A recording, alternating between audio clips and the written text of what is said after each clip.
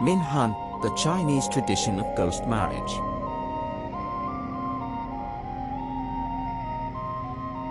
Among the horrifying customs around the world, ghost marriage, also known as Minhan, has been mentioned numerous times. A simple online search for the term, ghost marriage or ghost marriage cases will yield a wealth of information about this ancient ritual. Even in the present day, ghost marriages still exist, albeit in a secretive manner that perplexes authorities, as it brings about many negative consequences for individuals and society. So what is ghost marriage, and what are the problems it entails? Ghost marriage is a prevalent practice dating back to feudal China. It is also referred to as Yinhan or wedding of the dead, and involves organizing a wedding ceremony for two deceased individuals or one living person and one deceased person. The superstitious beliefs of olden times held that dying without getting married was an unfavorable occurrence, and combined with their faith in tomb feng shui, they believed that solitary graves would detrimentally affect the prosperity of future generations. Therefore, they conceived the idea of allowing the deceased to rest in peace and ensuring the living remained safe by performing ghost marriages. According to certain documented sources, the first recorded instance of ghost marriage appeared during the Western Chu period, although the exact year is not specified. However, according to some historical records, Dao Tao, a prominent figure, had a son named Dao Zun who unfortunately passed away at the age of 13. Due to his grief and the fact that his son had not yet married, Dao Tao traveled far to the Chan family, who had a daughter that also died prematurely. After discussions, they conducted a ghost wedding and buried the two individuals together. Since then, ghost marriages became more prevalent and flourished during the Song dynasty. In 1949, this custom was officially banned by the Chinese authorities, but it still takes place secretly in remote areas. The Chinese people believed that if their unmarried daughters passed away, they would have no one to offer sacrifices or show filial piety to them. To express their love for their deceased daughters, families would seek out another deceased individual in a similar situation and perform a ghost marriage.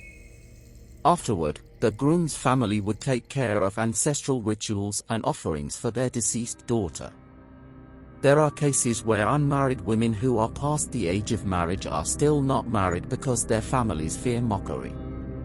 In such cases, these women have to marry a deceased person and move to the groom's house, assuming the role of a real daughter-in-law. In ancient customs, it was believed that young men who died suddenly after being engaged must have a ghost wedding.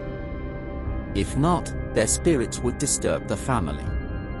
Some people, for the sake of acquiring wealth, marry a wife for their deceased son. After marrying on paper, the groom's family finds a young male relative to become the adopted son of the deceased, with the intention of inheriting the wealth and taking care of ancestral rituals.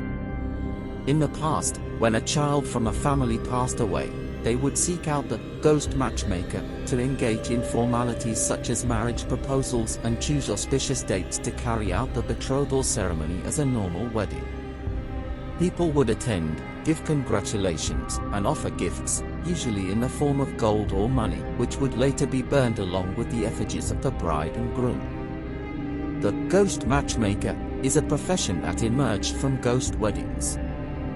When families who have lost someone desire to find another family in a similar situation to carry out the marriage rituals, these matchmakers appear to help find suitable partners. Many wealthy families are willing to spend a large sum of money, sometimes up to nearly $30,000, to buy a ghost bride for their deceased son. As a result, there are those who exploit this demand by hunting for corpses and stealing graves in order to engage in black market activities for personal gain.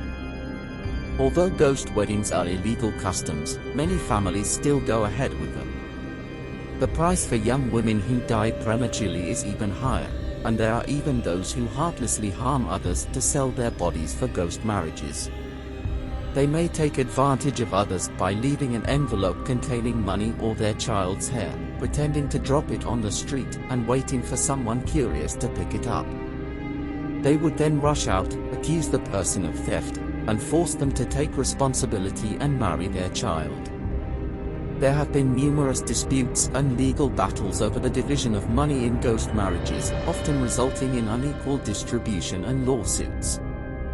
Due to the harmful nature of this practice and the associated costs and consequences, the Chinese government has made efforts to eradicate this custom.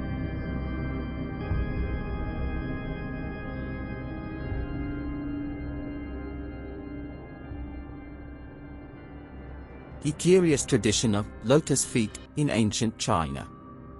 The tradition of binding feet, known as lotus feet, was prevalent in feudal dynasties in China about 1,000 years ago. It originated when an emperor from the Tang dynasty became infatuated with a concubine who had small, delicate feet wrapped in silk whenever she danced in front of the court. Initially, the peculiar practice of foot binding was limited to the aristocracy and favored by court ladies and beauties in the imperial palace. However, it quickly spread throughout all levels of society. Lotus feet soon became the measure and standard of feminine beauty, symbolizing nobility and elegance at the time. For women from affluent families, foot binding was an easily achievable feat as they were spared from any manual labor. To shape the perfect lotus feet, families would bind the feet of young girls between the ages of 4 and 9. The girls' toenails were cut very short, and their feet were soaked in warm herbal water mixed with animal blood to prevent infection. Then, the feet were tightly bound with cloth, folding the 4 smaller toes inward toward the sole. The foot binding process usually began in winter when the feet were numbed by the cold, alleviating some of the pain. The cloth would be periodically removed for washing and massage. With each binding, the fabric would be tightened even more, intensifying the agony.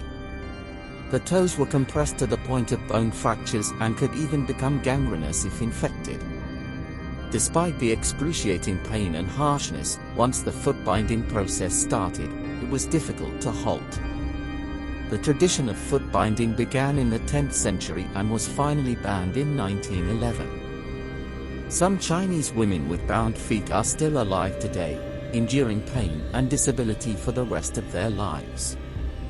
Let's take a glimpse into the presence of the lotus feet tradition through rare photographs from the Qing dynasty, 1644 to 1912, the last feudal dynasty of China.